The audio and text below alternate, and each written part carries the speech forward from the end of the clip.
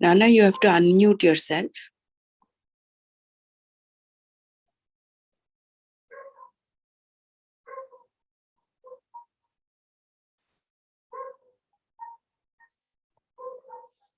Okay.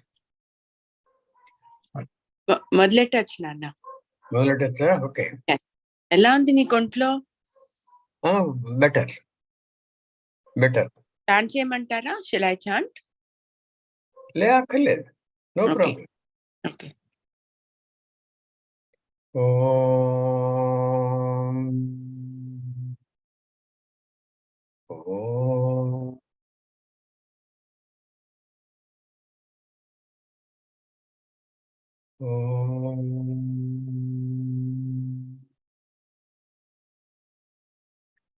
Brahmanandam Paramasukhadam Kevalam Jnanamurtim Dvandvatitam Gaganasadrusham Tattvamasyadilaksham Ekam Nityam Vimalamachalam Sarvadhi Sakshibhutam Bhavatitam Trigunarahitam Sadgurum Tam Namami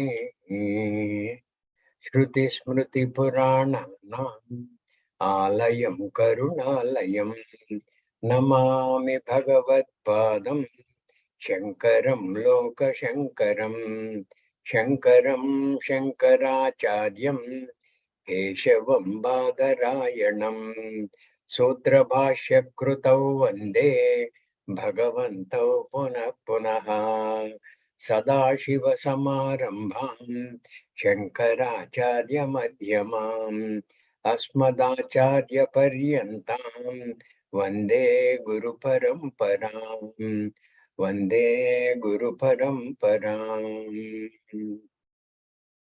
Narayanam Namaskritya Naram Chaiva Narottamam Devim Saraswatim Chaiva Tato Jayamudirayet. Yeah, Brahmara, you can start. One thing I would like to know, Brahmara. Yes, Nana. This PDF from which you and Balaji are reading, that is sent to everybody, isn't it? Yeah, that is posted in the group. That is posted in the group. Why I am saying is, in this now we have done the 17th verse. We have to go to 25, 26. Right. Okay. Yes. Afterwards, 42. I will tell you, you know that. Yes, I know that. 1 second. 44 to 53. Almost every verse we have to cover. Okay. Yes, yes. Now, in respect of verse 48, there are nearly about 10, 12 pages of this PDF document, which covers the Sankhya's point of view, Buddhist point of view, Vaiseshika's point of view, and Shankara's reputation of those, and those people again raising some objections, etc. All these things, I would suggest you skip while reading, leave it to people who are interested in knowing it to read it to themselves from the PDF document, because it is already available with them. Okay. Okay? I will tell you as you go by. Fine. Now you have to go to 25, 26. 1 minute. Verse 18.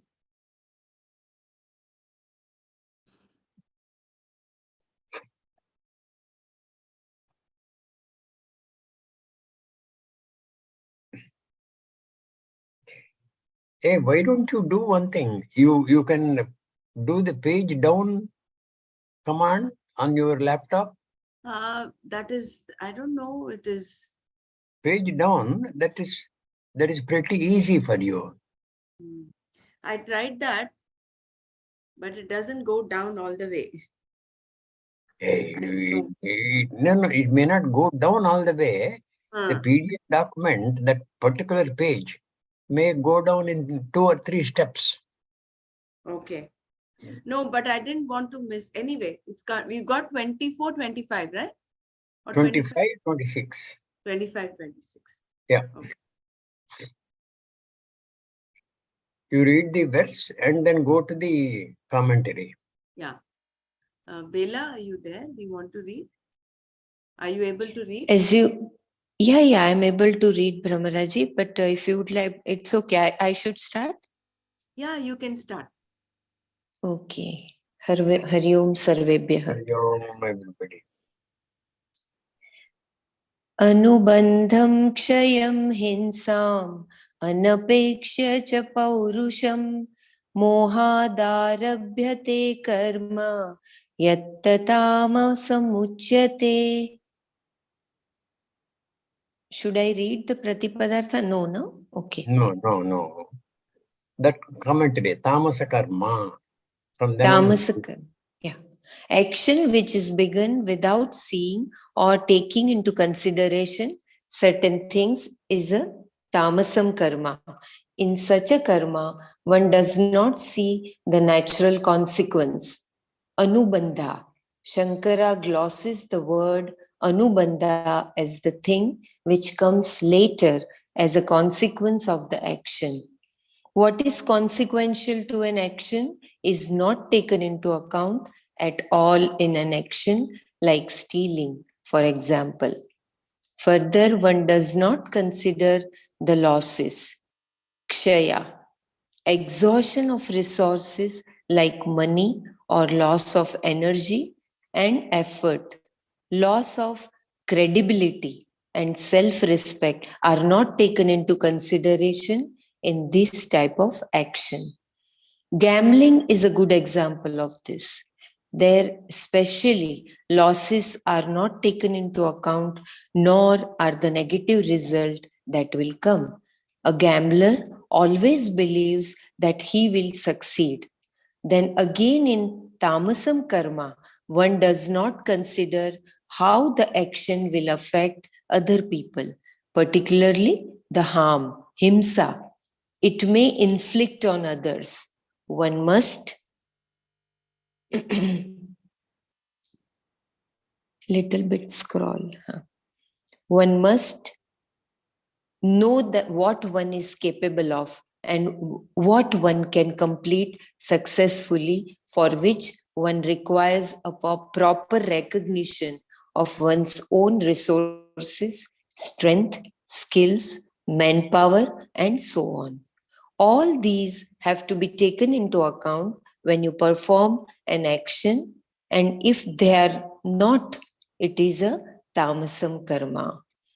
Why would a person begin an action without taking into consideration these factors?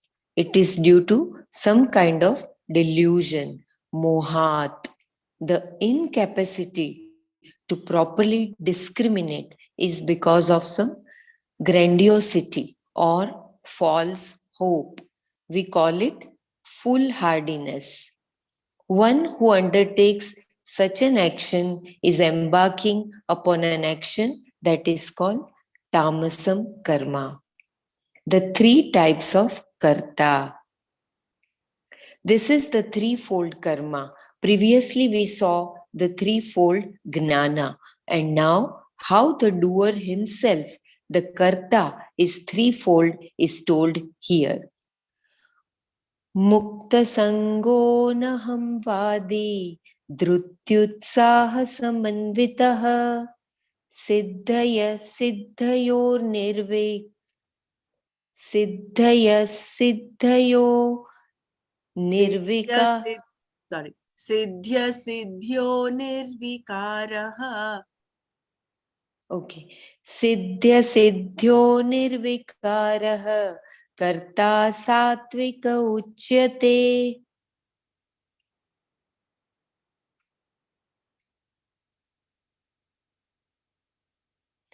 Satvik karta. The sattvic karta is one whose mind is sattvika. Once the mind is sattvika, everything becomes sattvika. Both the knowledge and the action become sattvic. Therefore, all you require is that the antakarana be rendered sattvika. But for that, you must first know what is sattva. This is not any kind of a physical change, but a change in thinking, which involves an attitudinal change. The agent, karta, here has a sattvika mind, a mind that has sattva as its predominant nature and is mukta sangha, one who has no attachment to what he does and is without pride or egoism. He is said to be an anahamvadi. He has no false expectations of accomplishment or any commitment to the result of the action that he is doing. He does not have any sense that I am a big person and I am performing this action. By this, I will get name and fame, etc. Even when he does a great sacrifice, on the contrary, his attitude is, it is given to me to act, so I am doing this. Even though he may be a privileged position, he sees himself in the position of giving and not taking, because he understands very well that he can as well be at the other end. He appreciates fully that everything is given to him and therefore has no ahankara.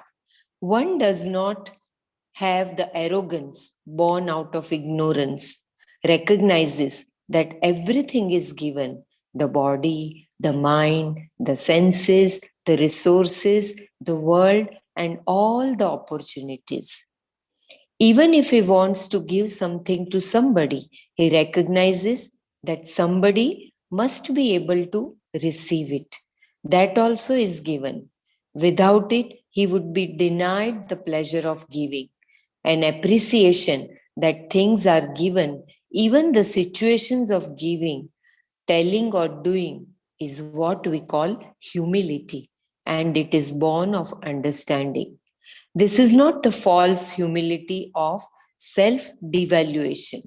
Real humility does not mean you should not recognize your virtues, but in recognizing them, you also acknowledge that you are endowed with them. They are given to you. That is an entirely different attitude. It is given to me. I can as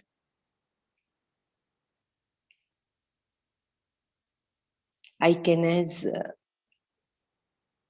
I can as well be any other person who has not given these gifts and opportunities. That attitude makes this person anahamvadi, one who doesn't boast about himself. Further, he has dhriti, resolution of perseverance. There can be different resolves. One can resolve to destroy somebody, and that is also dhriti. Hitler had dhriti, great resolve, but with his wrong thinking, it became very dangerous. Anybody can have dhriti, and it can as well be rajasi or tamasi. But the person under discussion here, being sattvika, is going to have a dhriti resolve that is good for him and for others, because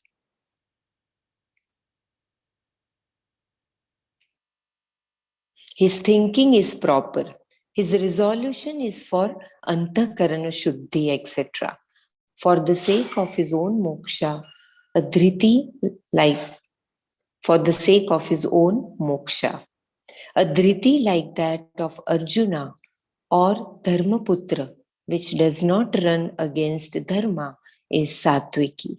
The word itself comes from the root dri, to sustain, and thus dhriti is that which sustains a thing. If you start something and then later relax your efforts or give it up, there is no dhriti. We start nicely, like freshly pressed pyjamas, but then we soon find everything becomes loose and in disarray. There are no tight, creased pajamas. After 5 minutes, it is pajamas. Certain minds are like that. They lack dhriti. Even if there is dhriti, it must be backed by utsaha, the energy, the enthusiasm. Proper and adequate effort is required for the fulfillment of even a firm resolve. The one who is endowed with resolution, backed by effort and enthusiasm, dhrityutsaha samanvitaha, is a sattvika karta. Furthermore, he is not subject to any emotional turbulence in success and its opposite, failure. Siddhi and asiddhi, whether he achieves victory or meets with defeat, there is no elation or depression. A good example of the opposite of this is the response of some people to competitions in sports. Whether it is basketball, baseball, or football, some people will go on a rampage if their favorite team loses. They say that in San Francisco, the crime rate increases if the San Francisco 49 years lose, and if they keep winning, it goes down. Some people get very angry and they go about looting and vandalizing. Then there are the coaches and the managers. They go crazy, shouting and waving their arms. These emotional upheavals are not ordinary, and it is all because of too much of identification with the team and a strong commitment to winning. Nowadays, it is no longer a game but a commercial venture in which not only money but name, power, and 100 different things are involved. What is a game? It is something without all these. If there is success, it is taken nicely, just as defeat is accepted graciously. Similarly, if one has the proper attitude towards the game of life, there is not much emotional change in success and failure. That does not mean you should be grim in success. There is a naturally manifest fullness in the wake of any success, but it will be a contained ananda, not an eruption of joy. If there is such an eruption, it will not take much time to reach the antithesis. In yoga, we cut down the intensity and duration of these mood swings so that there is no elation or depression beyond what is manageable. Some modification will be there, but it will be appreciable because of the recognition that there are so many factors contributing to success or failure. If you look at success as something that happened to you because of many factors, and keep in mind, everything went well for me this time, therefore I succeeded, you will have a joy of success that is contained and satisfying without the eruption and the following depression. A devotee can say, I am grateful to the Lord. It is not that the Lord decided to give this fellow success today. That would mean that he was kind to him today and unkind yesterday, like his uncle. When we say that God is kind, we mean that a number of factors, including your own karma, happen to be good.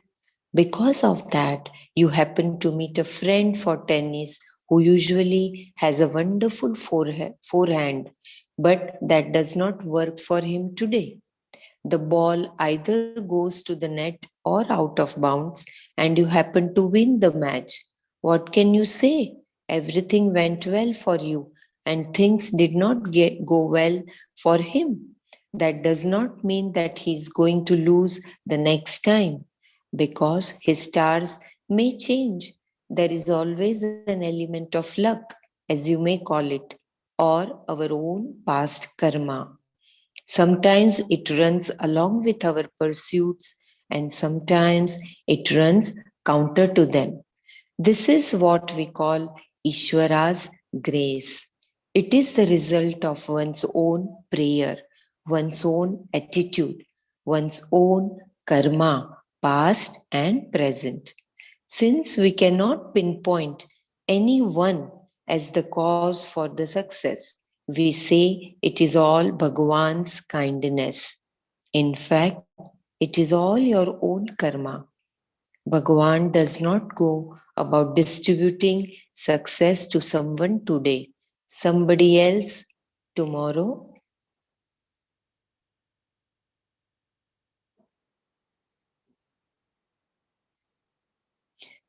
It is our own karma and we call it grace. We can also see that the whole thing is Ishvara. Every law is Ishvara and therefore it is God, no doubt. This is how it is to be understood. Otherwise, we will have a lot of problems trying to account for why God is very kind one day and unfair another. This kind of appreciation of God as some kind of a tyrant is very dangerous. How are you going to relate to that God? Here we see the disposition of a person who has a mind which is containable, which is manageable in success and failure. It is all karma yoga which is addressed here. Further, Shankara adds that this is a person who is engaged only in activities which are in keeping with the Shastra, in keeping with Dharma, not those that are for the sake of getting this or that. Such a person is called Satvika. In other words, he is a karma yogi. We are not talking about the Gnani here, only the Karta. The attitude of a Gnani is not going to be very different from this, but for him it is spontaneous. You have to go to 42, Brahma. 42, yeah, I'm doing the 42. page down. Yeah, I'm doing the page down option. Hari Om Nanaji, for Hari him Om. it is spontaneous. It means for the Sattvika it is spontaneous, isn't it? Yes. Okay. 42. I will stop the share and then do, otherwise it will be difficult for all of you. I'll just stop the share.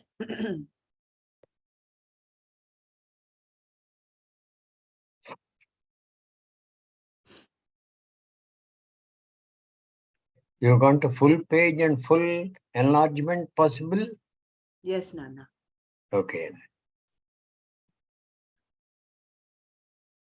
Now 42. Then from 44 to 53, continuous. Okay.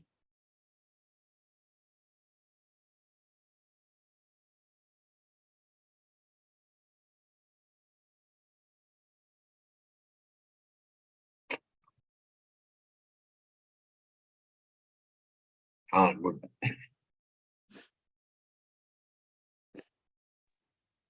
शमोदमस्तप शौचम क्षान्तिर आर्जवमेव च ज्ञानं विज्ञानमास्तिक्यं ब्रह्म कर्म स्वभावजम्.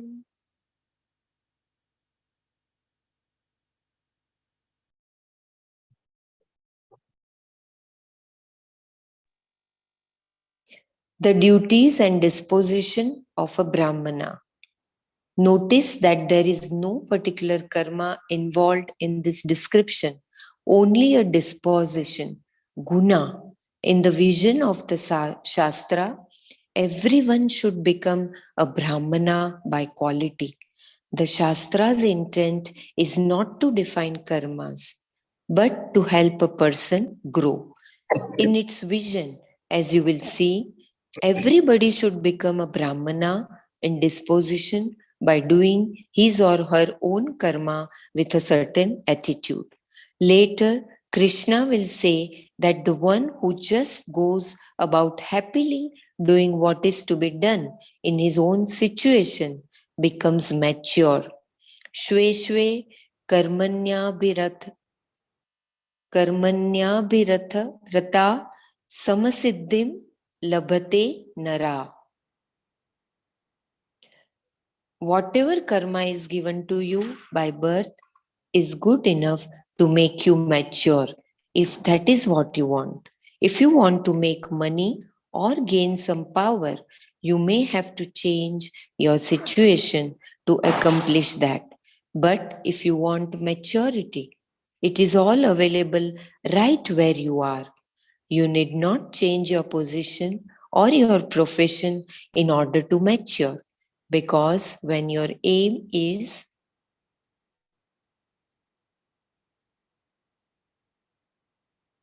maturity, the development is all internal. The Shruti offers a method to achieve this maturity, and that method, which is unfolded here, is universally effective. In personal growth, a given method may be effective for one person with a particular type of problem, but not for another. Here, however, we have something that is universally effective. Whatever you are called upon to do, you do, and you do it with a proper attitude, offering it to Ishvara for your antakarana shuddhi. This is karma yoga. And the one who practices this, the karma yogi, will mature because all his likes and dislikes, raga, dveshas, will come under his control. And he will be a brahmana by disposition. What are the things he has to pay attention to in order to accomplish that? Those are enumerated in this verse under the name Brahma Karma. In this verse, Brahma Karma means that which belongs to a Brahmana, that which makes one a Brahmana. It is what he has to cultivate as a Brahmana. And all these are born of his disposition.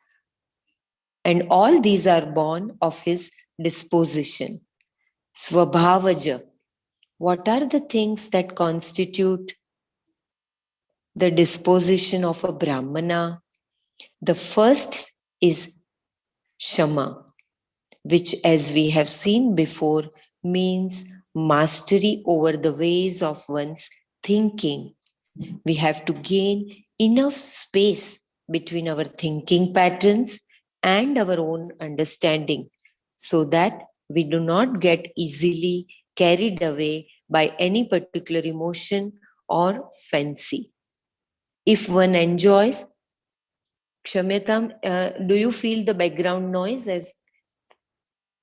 Then Brahmaraji, you may take over because there is background noise in my place.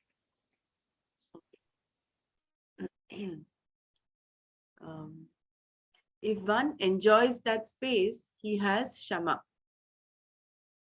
It is important to understand that this is not elimination of a process of thinking, which is neither necessary nor possible. Thinking goes on, but if one does not identify, I would request everyone to mute yourselves, please, as you join in. Thank you. If one enjoys that space, he has Shama. It is important to understand that this is not elimination of a process of thinking, which is neither necessary nor possible. Thinking goes on, but if one does not identify with a line of thought and can choose to act upon it or not, he enjoys what we call Shama. When one practices and enjoys that quality, it becomes his own disposition, svabhava. Similarly, Dhamma, as we have seen, is exercising restraint with regard to impulses that need to be checked. And tapas, as was previously pointed out, is any religious discipline with reference to speaking, action, etc. Then, cleanliness, shaucha, not only external but also internal, is to be practiced. Internal shaucha is neutralizing hatred and other painful emotions by bringing the opposite value or emotion to the mind. This is also to be practiced by a Brahmana. These are things that have to be done every day. Just as the body has to be cleaned every day, similarly, the mind also has to be kept clean. You cannot take shaucha for granted. If there is hatred towards someone or something, you neutralize it by some kind of accommodation or understanding. Later, it can develop into love, friendliness, etc. But in the beginning, it is simple accommodation, understanding people as they are, without wanting to change them or control them. Generally, we want the whole world to behave according to our own criteria. But if we really analyze those criteria, we find that we have to change ourselves first. Sometimes you may seem to be totally right, but then the other person is also right from the standpoint of his own disposition and background. He behaves the way he does because he cannot behave differently. If he could, he would. It is as simple as that. Even if you say he can behave differently, but he does not want to, well, his not wanting to behave differently is just another behavior pattern that is a product of his disposition and background. It is all included. You will find that if you let people be as they are, you can have peace. If you do not want peace, then worry about what others do. Arjava means an alignment between thought, word, and deed. All that you think need not be told, but what is told must be true to what you think. And what you do is exactly what you said you would. Jnana and Vijnana with reference to Dharma. Jnana here is knowledge of what is right and wrong, which is derived from the Shastra. We all have knowledge of values, but mere Jnana is not enough. It should be assimilated knowledge, Vijnana.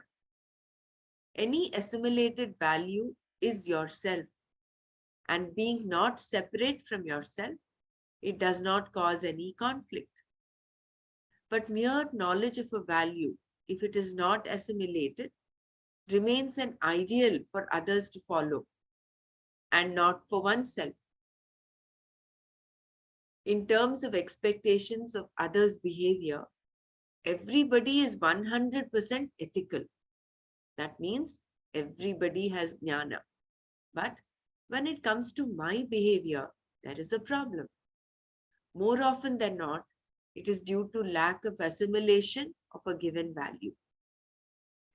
I say more often than not because even if you assimilate the value, there can be a residual habit that is contradictory to the value. However, once the value is really assimilated, it is easy to break the habit. If it is not assimilated, the knowledge, jnana of the value creates conflict when my behavior contradicts that knowledge. Then, why not dismiss the value and avoid conflict? If someone raises an objection like this, just try standing on his bare toes with your ammunition boots for a few seconds. It will not take time for him to understand the value of ahimsa. I can accept his argument if he can accept my standing on his toes with ammunition boots. If he does not want me to stand on his toes, this shows that there is a common value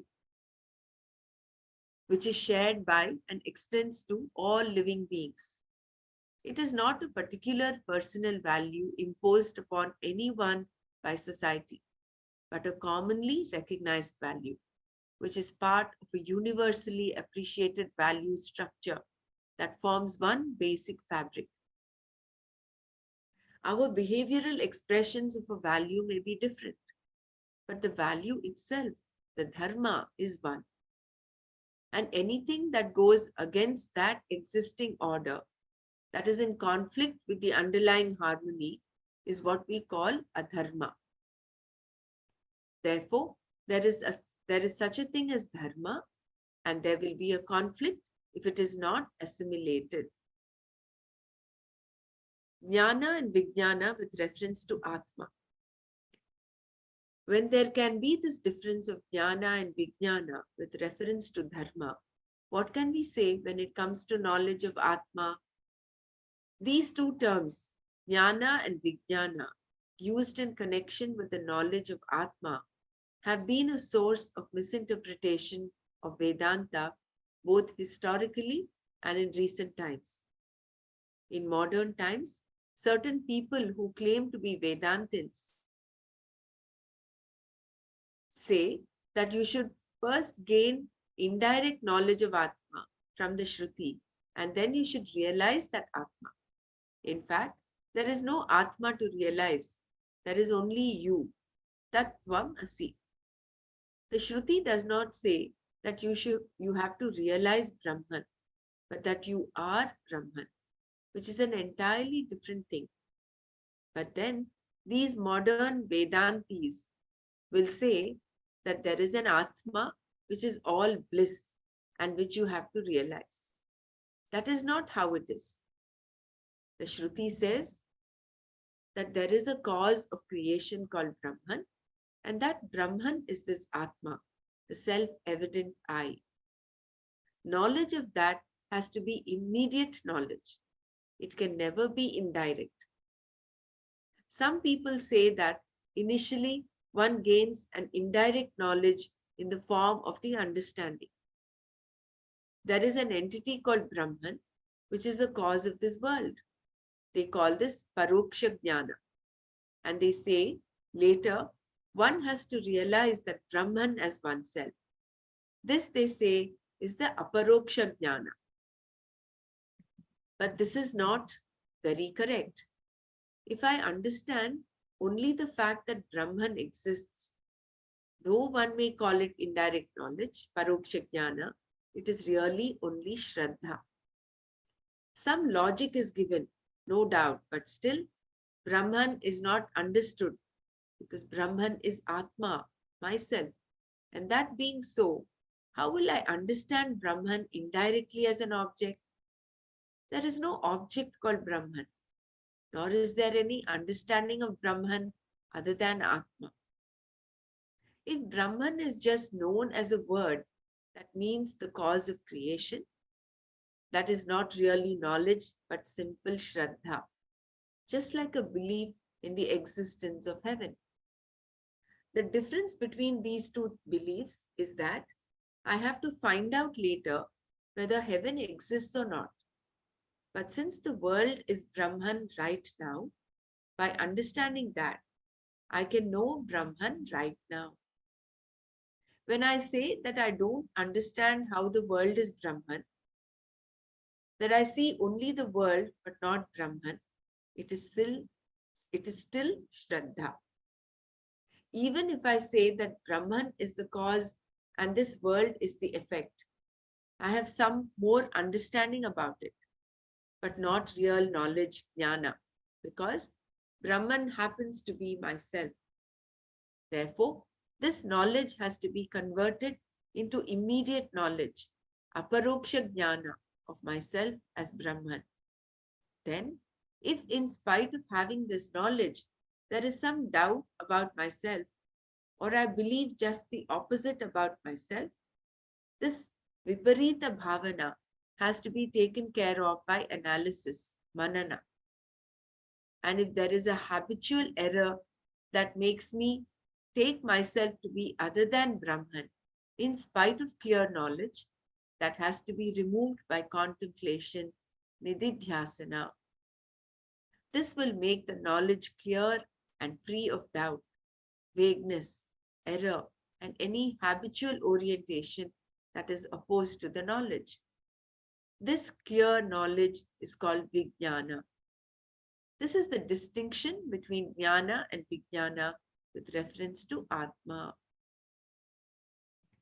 What we have seen here is the karma of the Brahmana. He has to do everything that is necessary both to gain knowledge, Jnana, and to convert it into Vijnana. This involves going to a teacher, sitting with that teacher, spending time in study, and doing whatever is to be done to gain clear knowledge, free from doubt, vagueness, and error. Knowledge will not just descend from heaven. There are certain things that have to be done. Astikya buddhi. Naturally, all this presupposes an astikya buddhi, an acceptance of Shastra as a means, as a valid means of knowledge. Without that, you cannot gain jnana and vijnana. But this astikya buddhi does not necessarily include the appreciation of Atma as Satchidananda. A person with astikya buddhi may have only the understanding that there is an Atma which survives the death of this physical body, and that there is an unseen result, adrishta phala, for an action in the form of punya and papa. And he also has the understanding that without the clear knowledge, that Atma is Satchidananda. This adrishta phala accrues to him in another life. This is also a good start because due to this, he will have a value for leading an ethical life and consequently gain the maturity that will lead him to inquire into the nature of himself.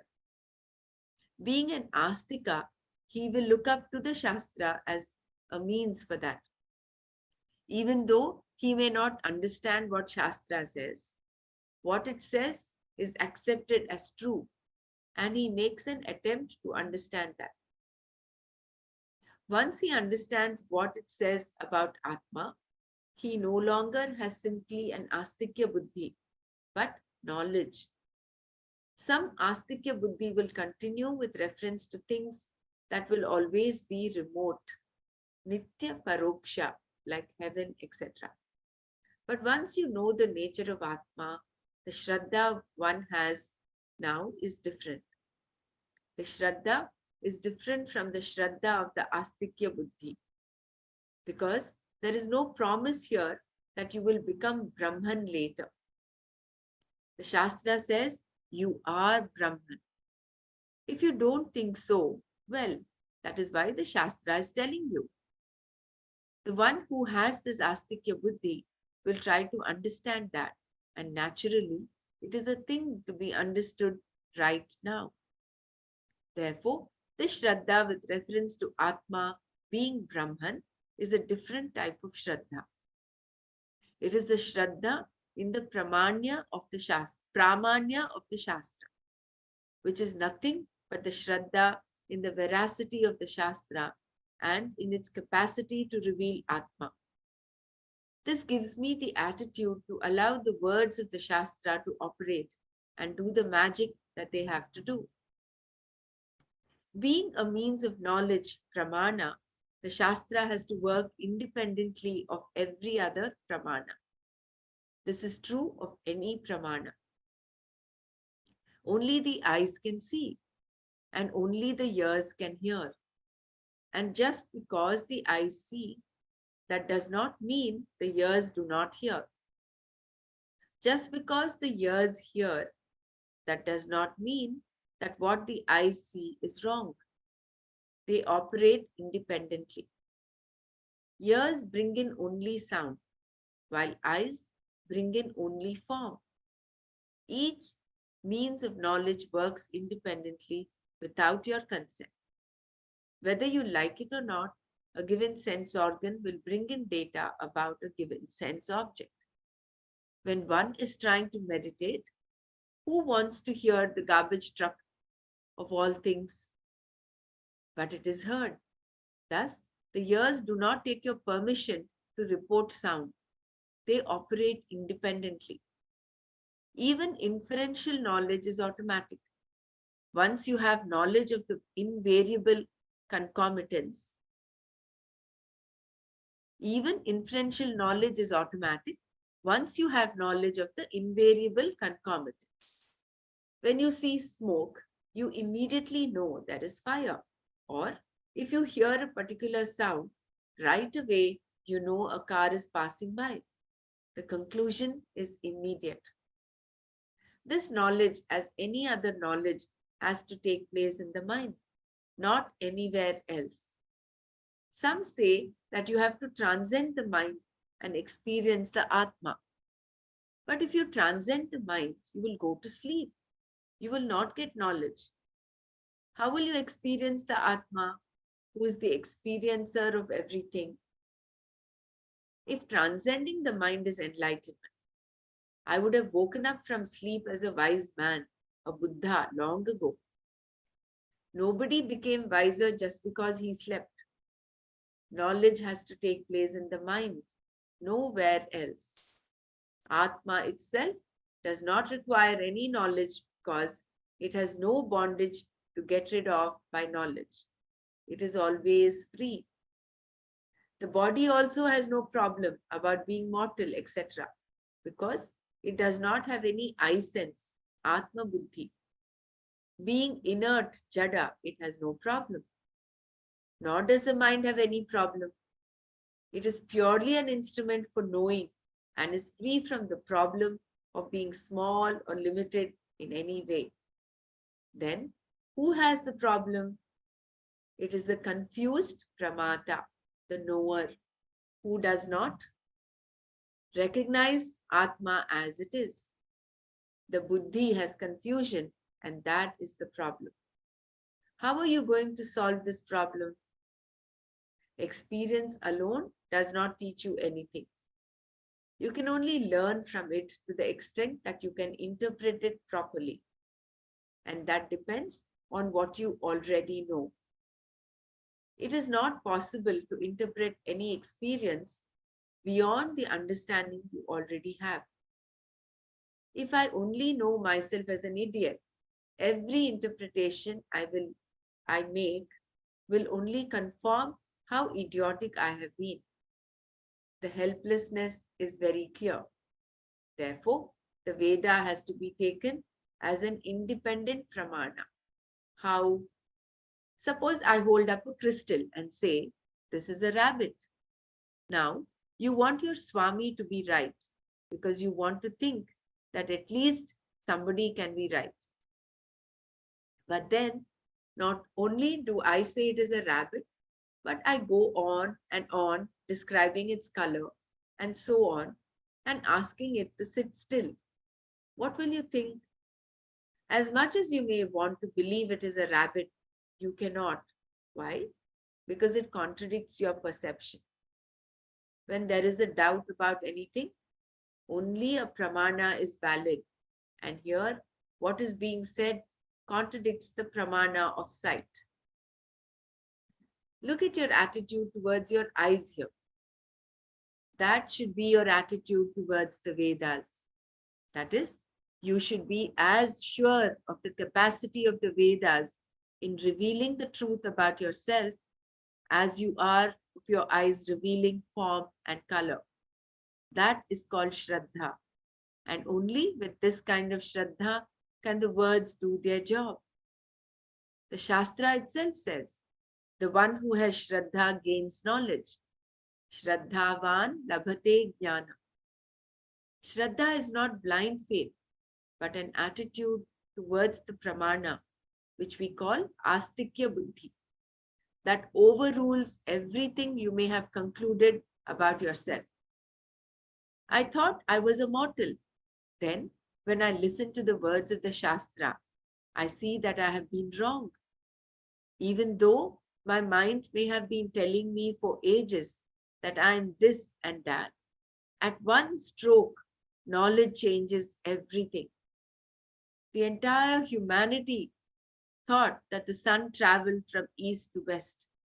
Only one person said it was not true, but he was right. Thus, an opinion that has the support of the majority is not necessarily true. While knowledge of one person, even though it is against what the entire humanity thinks, it is still valid because it is knowledge. Even if God were to come and tell me that the sun moves from east to west, I would only try to educate him. That is the attitude of the person behind a valid pramana. And that should be the attitude with reference to the Shastra. This is Astikya Buddhi. This is the difference between Vedanta and religious theology. According to one theology, you have to believe that you are a sinner, not because of what you did, but simply because your birth was not immaculate. Then, once you believe this, you have to believe that you can remove this sin by baptism, or that you can remove the sin of the wrongs you have done here through confession and penance. Generally, people have a firmer belief in the first part than the second. I once had someone consult me who, in spite of going to confession, still felt guilty. He came to me to find out how to get rid of his guilt. That means he did not have the same degree of faith in the efficacy of confession as he did in his being a sinner. Both are created by the theology. Then there are beliefs that you have to be buried after dying in order to get to heaven, or that if you do not accept a certain belief, there is no possibility of going to heaven, or that after dying, God is going to sit in judgment of you. I thought God was one person who would not be judgmental, but would be someone I could go to with an open heart, just as I am, and be totally accommodated. Now I learn that even though he has created all this, he judges whom he is going to save and whom he is going to condemn. We would be better off without such a God. A simple human being is better than that. All these attributes that we have been discussing belong to a Brahmana. Now you can understand why a Brahmana is the one who is considered qualified for Vedanta. It is said in the Shruti that a person who is a Brahmana discovers in himself a dispassion towards the general pursuits. After examining carefully the experiences gathered through action, he understands that what is not created is not going to be accomplished by action. He understands very well that what he seeks is entirely different from what he is doing. All the activities of a Brahmana are meant only to create this understanding. Everyone has to arrive at this. In the meantime, there are various combinations of the three gunas, which dictate the duties and disposition of a person. Let us see what they are for a Kshatriya, for whom Rajas is predominant and Sattva is secondary.